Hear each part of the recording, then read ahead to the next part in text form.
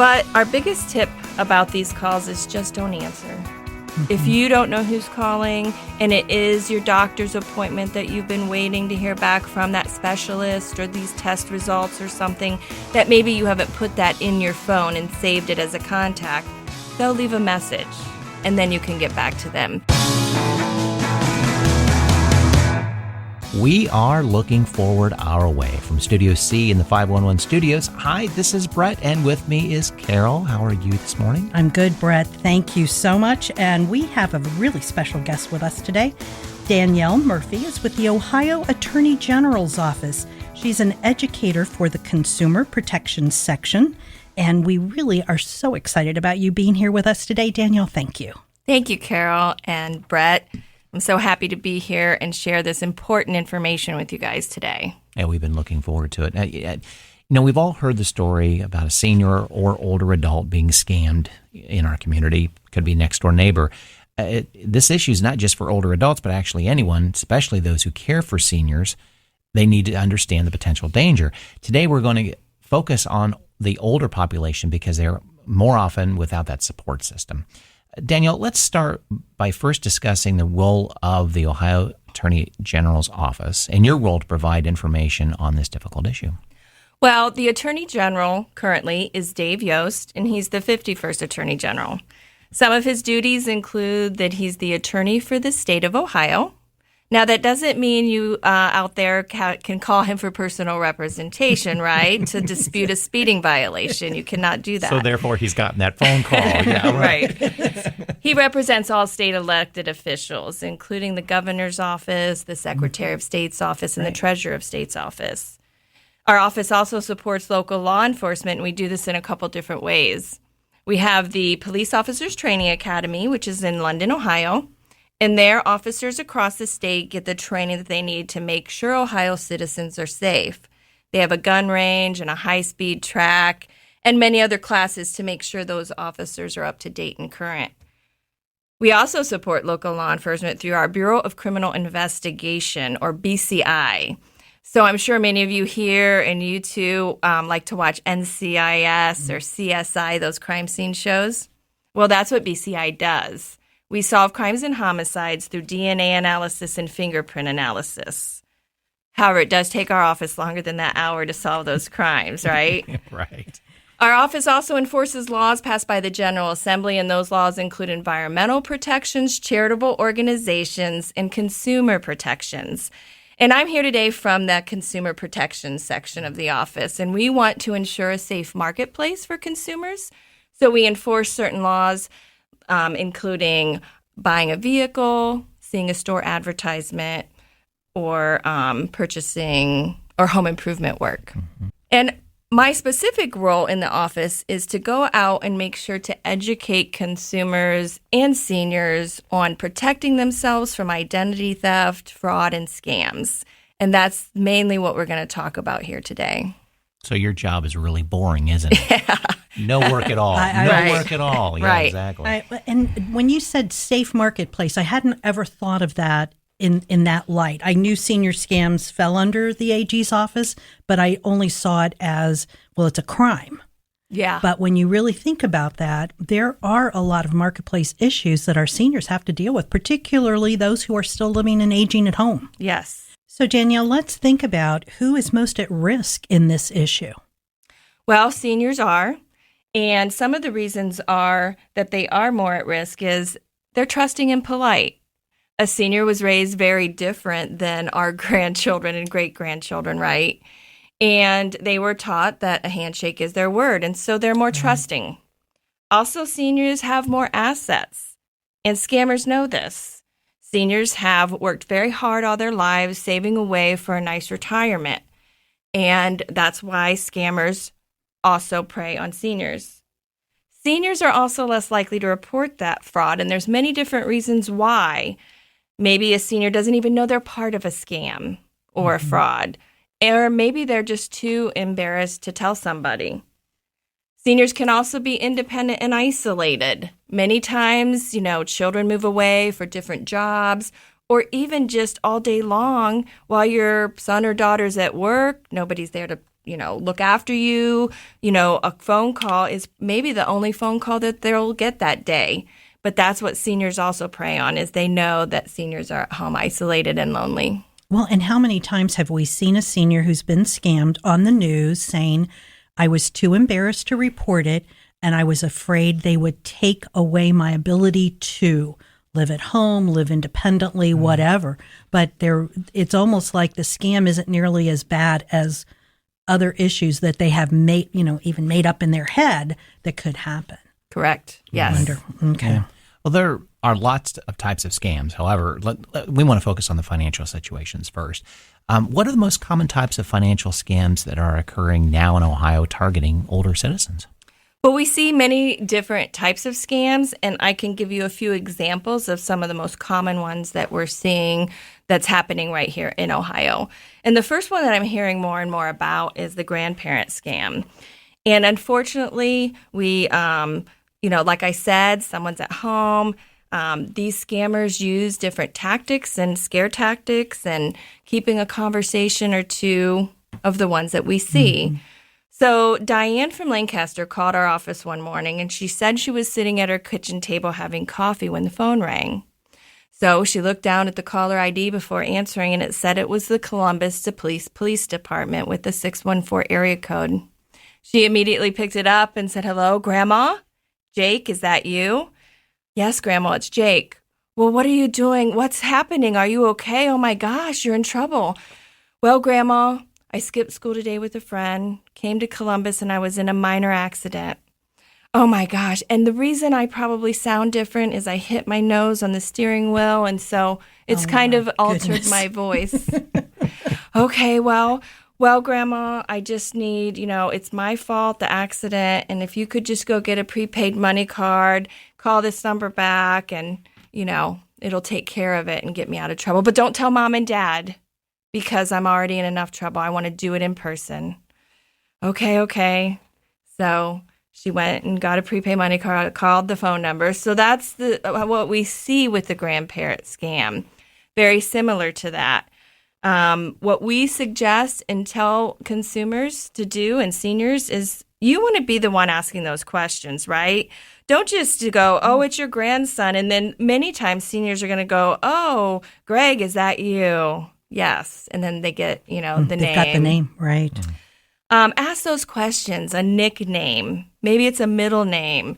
Maybe the holidays are coming up. Hopefully we can find a way to safely still get together with our family members, right?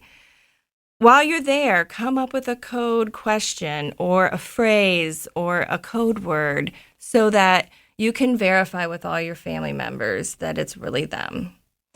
The other thing that we say to do is confirm with your family. Many seniors, I know, I had a landline and a cell phone for a long time until my children got old enough to have a cell phone. You probably, maybe you live with someone or you live in a facility. You can walk across the hallway, ask a friend or neighbor to use their phone to verify and confirm that it's really them. And lastly, we say don't send money. Right. Always verify. Listen to your internal being that's, putting up signals that something's not right here.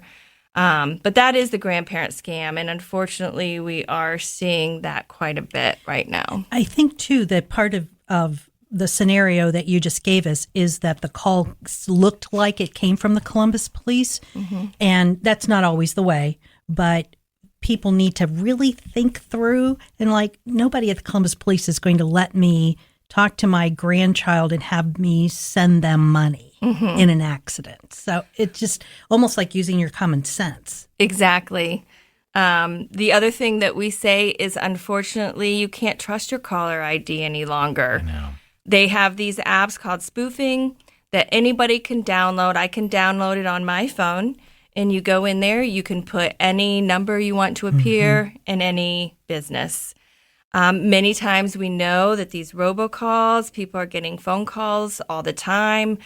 Our office does have a new robocall unit, and we do want Thank goodness. people to call and contact that unit and report these calls so that we can build a database that can help maybe put a stop to these robocalls. And you can do that by texting 888-111.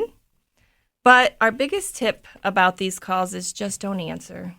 If you don't know who's calling and it is your doctor's appointment that you've been waiting to hear back from, that specialist, or these test results or something that maybe you haven't put that in your phone and saved it as a contact, they'll leave a message and then you can get back to them. I have noticed I never really got a whole lot of phone calls because I just don't answer them, but they are kind of starting more and more. It's nice that my phone provider has now started potential spam. It may come up.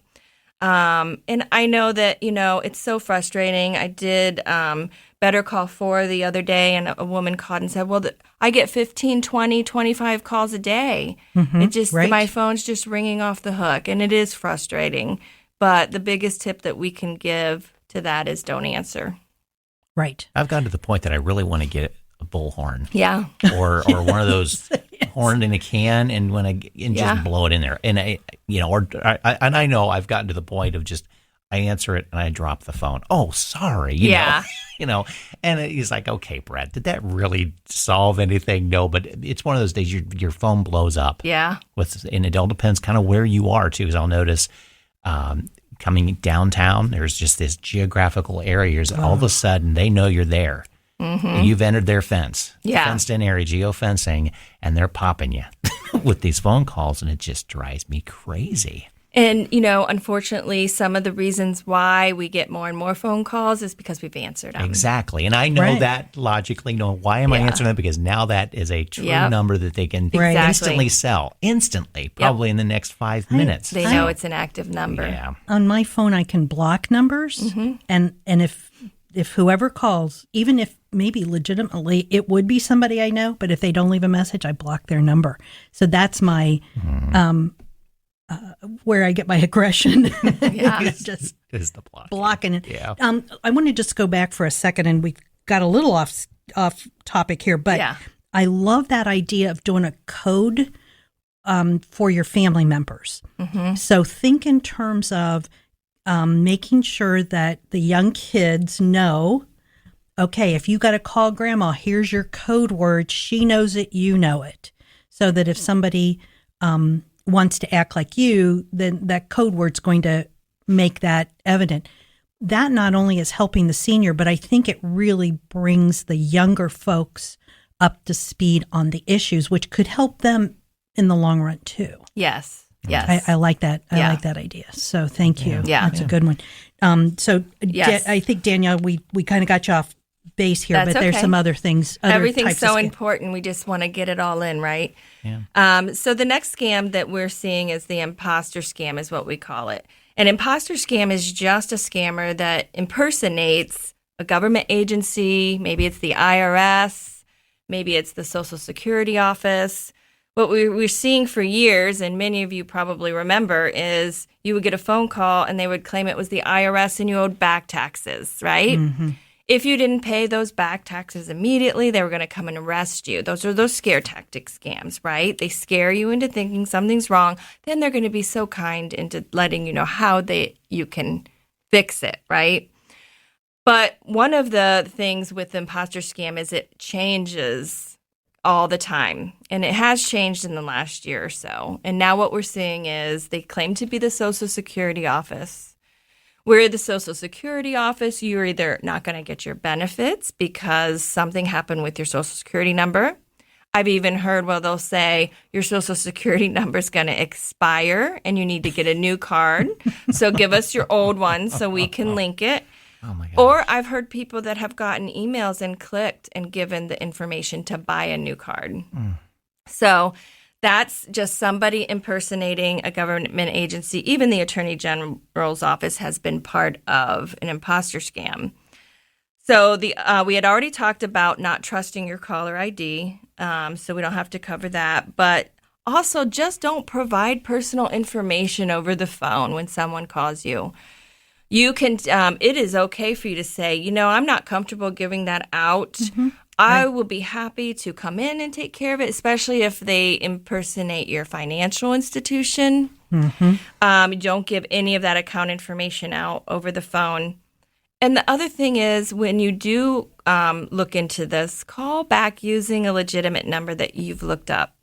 Go to your bill, go to a statement. Do not call the number that they provide or the number that shows up on caller ID for those reasons why we talked about with the spoofing. And another scam that I want to talk about today is the romance or sweetheart scam. And unfortunately, right now with the pandemic, we're all kind of stuck at home. I work from home, and it's just different. I find myself even being lonely. I can't imagine, a senior being home. Family members can't visit until recently, here in Ohio at least. It has to be tough. So a lot of times people reach out on these dating platforms or some sort of platform to try to find friendship and companionship. Or they answer the phone just because they want to talk to someone. And this is where scammers are going to befriend you. They're going to pull out all the tactics that they can use to try to get any information, pretend like they're your friend.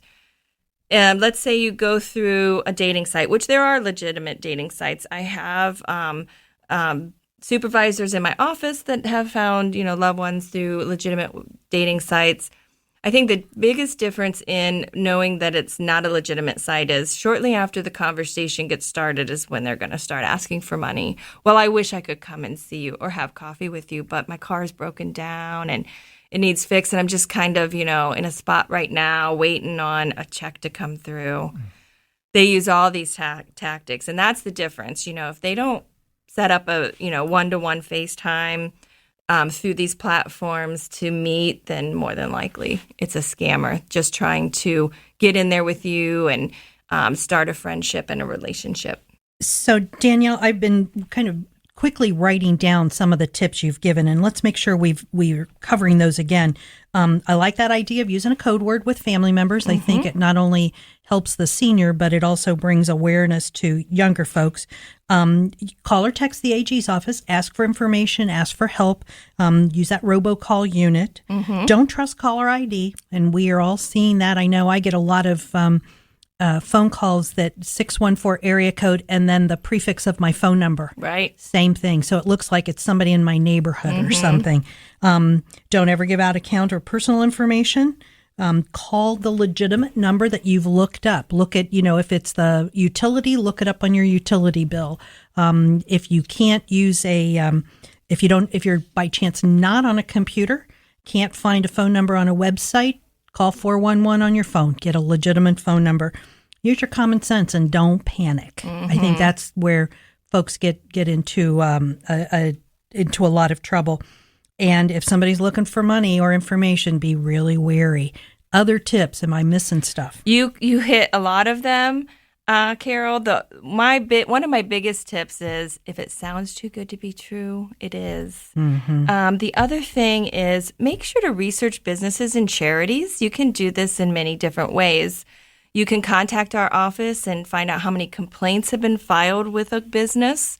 Also, go to the Better Business Bureau's website. They list every business. They give them an A through F rating, and they also categorize those complaints.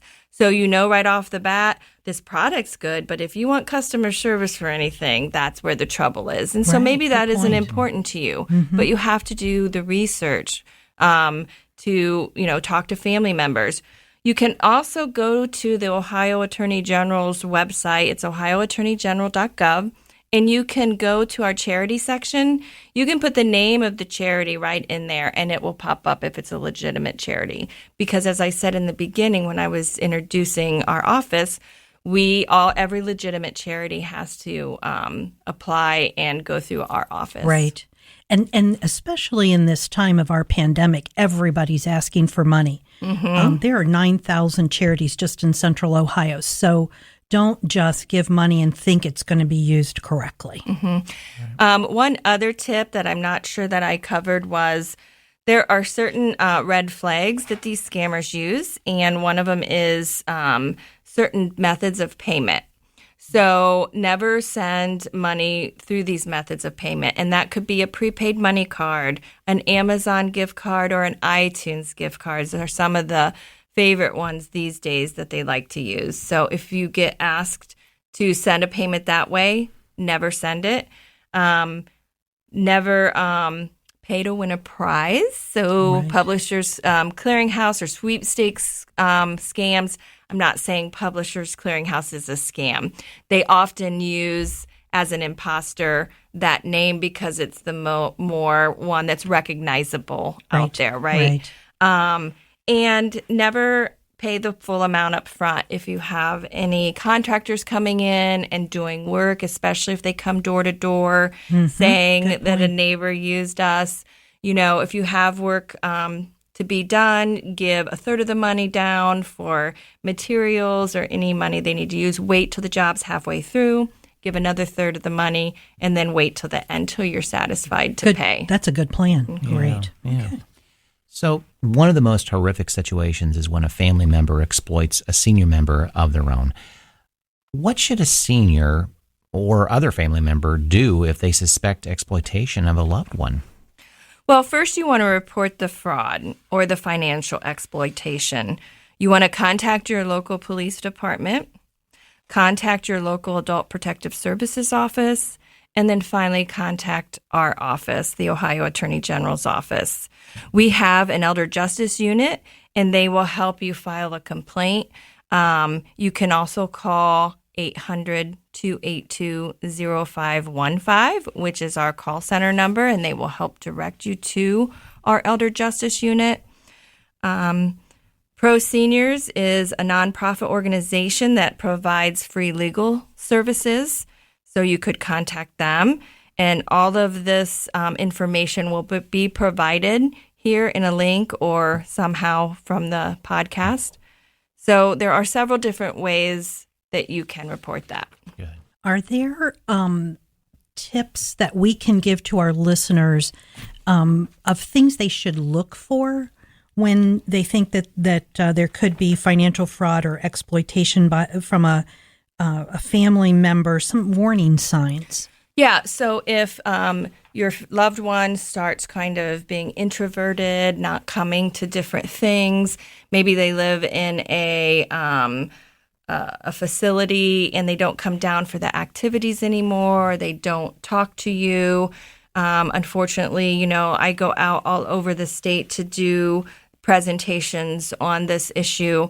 And I've met people where, a grandson started going to visit the grandmother only on the day she gets her checks to cash them. They started seeing bruises. She started just getting more feeble and weak and to herself. And so different signs like that you want to watch out for. Or a family member trying to monopolize that senior or tell them that, she doesn't want to talk to you. I've just heard so many stories or where there's new conflict in the family, and it's usually over money. Mm-hmm. Yeah. Danielle, a related issue for our seniors and many of us is cybercrime. Do you have tips for us on how to be safe on the internet? Yeah, so there's several different things that we can do to protect ourselves. The first one is to maintain a clean computer. We all need to install and update antivirus and anti-spyware programs to make sure that our computer is running safely and we don't get those viruses and malware. You can do that through National Cybersecurity Alliance to look for what kinds of programs to download. I cannot promote any just because of where I work, but you can go to staysafeonline.org to look for those products. Delete those suspicious emails. There are red flags that we can look out for these suspicious emails. And that could be maybe the grammar just doesn't sound right. Or, maybe we aren't expecting a package from Amazon, but all of a sudden our account has been compromised, or you're not going to get your package. Well, we don't have a package coming. Carol, you were telling me the example of FedEx. Mm-hmm. You didn't have a FedEx package coming. So these are all signs that we can look out for and be aware of. Beware of those unknown attachments, downloads, and links. I tell people, please try not to click on those links. They hold viruses and malware as well. Or maybe it's just a link that wants more of your personal information. You click the link because you're curious about a story. Maybe, I don't know, maybe it's a story about the fires and they say, find out how many people have died. Well, you click in there and they want your name, address, phone number, email address. That's just another way of them getting your personal information. Watch for scam websites. Unfortunately, Google is a great tool, but scammers also know that, and they use some of the first sites, and sometimes when we search something, as a scam website. Mm-hmm. So if, for instance, you decide to run your credit report, if you put free credit report in Google, make sure you're going to a legitimate site like Experian, TransUnion, or Equifax. Don't just click on free credit report because sometimes they'll ask for a one-time payment where they are truly free. So will those spam websites be listed as paid links? Potentially. Okay. Yes. So they do show up higher. Sometimes. Yeah. Okay. Yes. Okay. You just have to, depending on how Google finds that and grabs that website. I was just curious if they paid for that to show up higher on the search or not. Right. Okay. And again, just to reiterate, the most important one is don't provide your personal information over public Wi-Fi.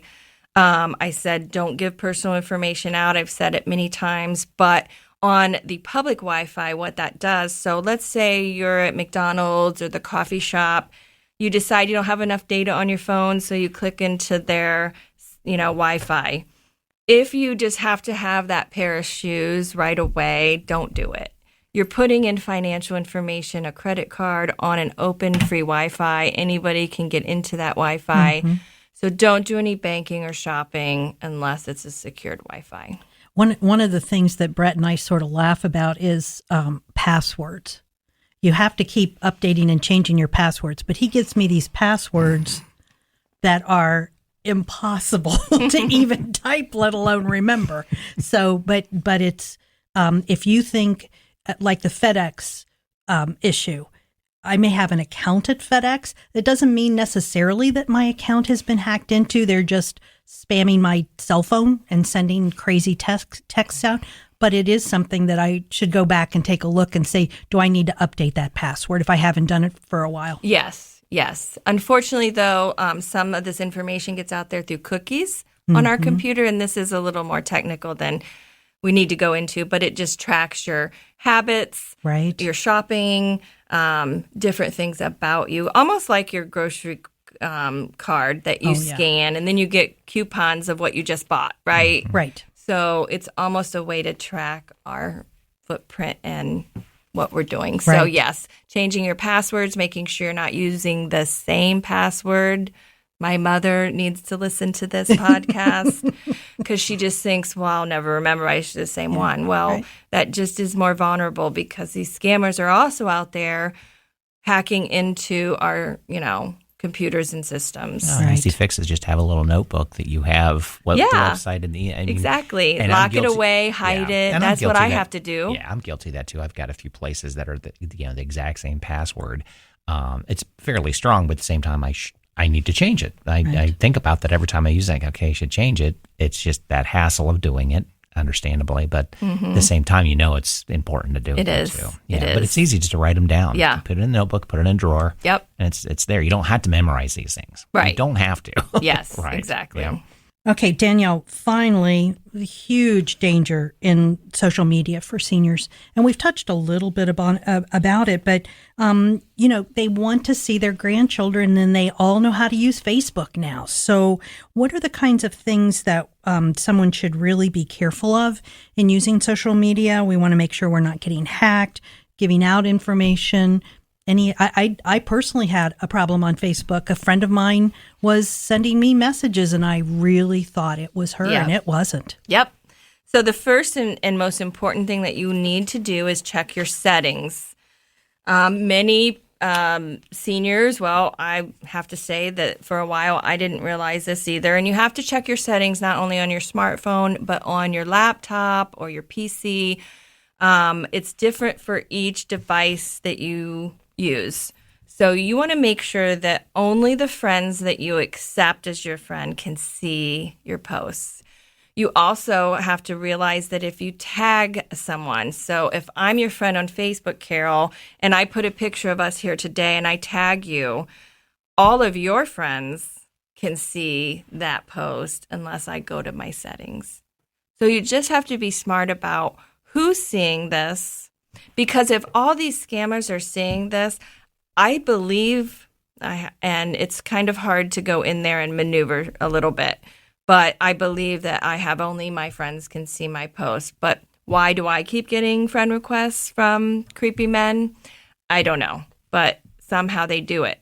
When everything's available there, you might put something out there on Facebook that is giving them a clue as to your passwords.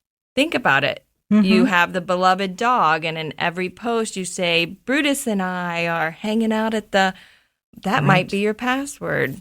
My dog's name is Brutus. Or you're on vacation. Yes, you're on vacation. You can't help but take the picture, in the Florida Keys of that wonderful lobster meal, and you have your geolocator on, and it says you're in the Florida Keys. That just tells some of your family members, friends, neighbors that you're not home, that you're there. Right. So all these things, know your settings. The other thing is don't accept those friend requests from anyone that you do not know. Like I said, I, for some reason, especially recently, am getting more and more friend requests from people that I do not know. They are not a wonderful, upstanding person. Let me just tell you, it's probably a scammer, someone out of the country that stole maybe, somebody's profile picture and just wants to start a conversation. Now, on what you said, Carol, let's bring it back to that. So the other thing you have to be aware of is if you're already friends with someone. So this happened to me about a year ago, and I got a friend request from someone. And when I got it, I thought I was already friends with her. Well, I wasn't thinking, and I went ahead and accepted it. And within 2 minutes, I got a message from that friend. Hi, how are you? Mm-hmm. I was like, I just saw you this weekend. You know how I am. Right. What this scammer did was hacked her system somehow, or just went into her profile because her settings weren't set properly. Right. Stole her picture and knew that she's not on Facebook a lot because they could see all her activity. Oh, she hasn't posted in 7 months. Well, she's not going to get on Facebook to look to see if I'm sending out things. So if she accepts my friend, she'll think it's me. Just like you said, I really thought it was her. It happened to my mom, and it was a friend from church in the choir. She knew all those things because of Facebook. Right. They knew she was in the choir. They knew she attended this church because we give all that information out. Mm-hmm.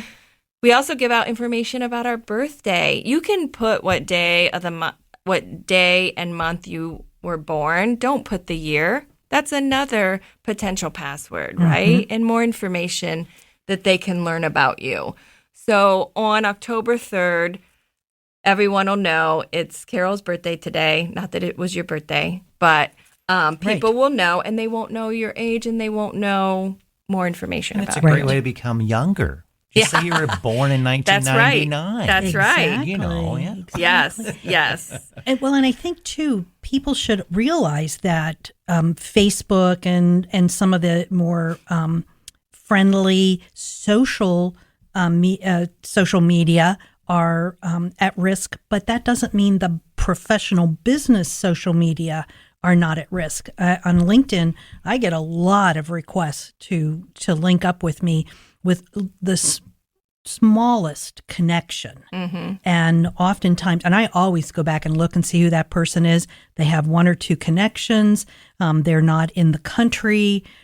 And actually, at one point in time, I even stopped linking with people who were outside of Ohio. Yeah, because you're not going to move. I'm not going anywhere, and there is no reason. If they haven't given me a reason for the connection, I just ignore it. Yeah.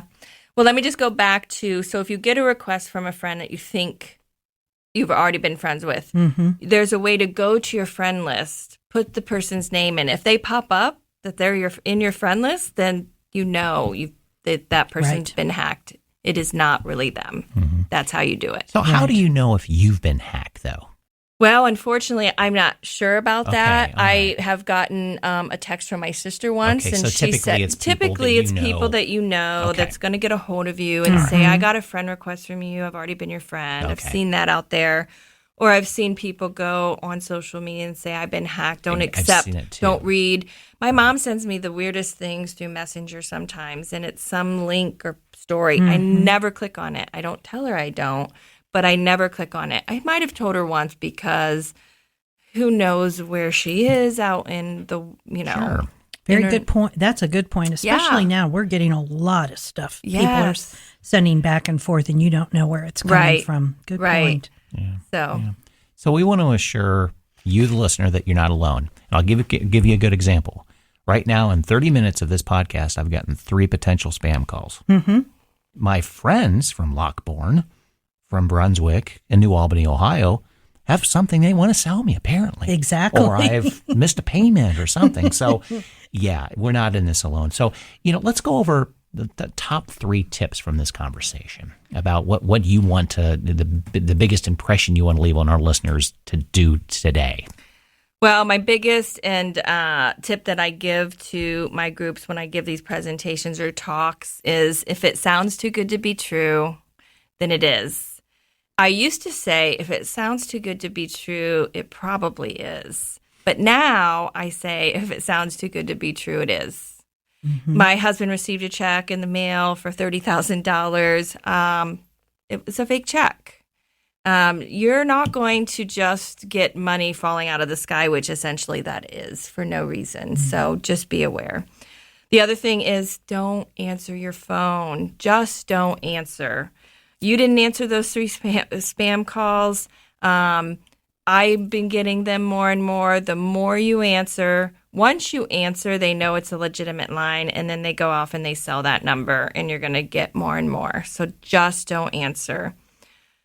And the other one is don't provide your personal information. Mm-hmm. We need to do our due diligence and ask, what do you need with that information? What are you going to do with it?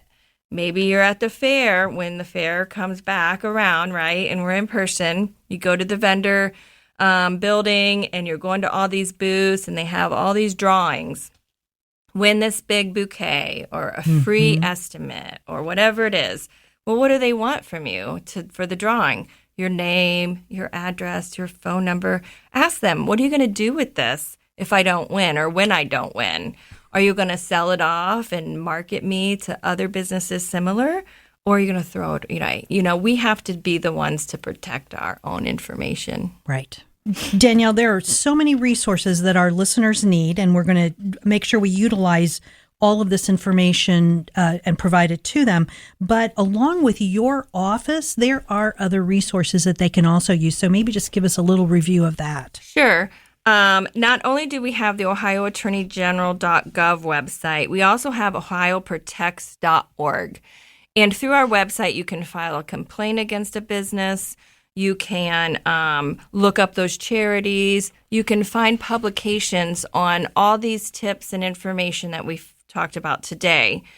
You can also contact, as I said, and do your research through the Better Business Bureau, and that's the bbb.org. The Federal Trade Commission will provide all these resources. Like I said earlier, National Cybersecurity Alliance, where you want to do your research on what kind of antivirus and anti-spyware programs to put on your computer. I don't know how to do many of that stuff. My husband does. So go to staysafeonline.org. And there are also opt-out programs that you can get into, and that is will provide that information. But there's phone numbers that you can call to opt out of receiving certain maybe advertisements or mailers, sweepstakes offers.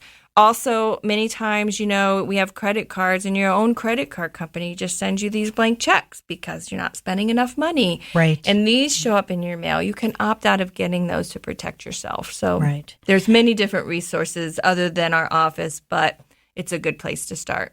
And as I've always said, Ohio and Central Ohio, we have such incredible resources.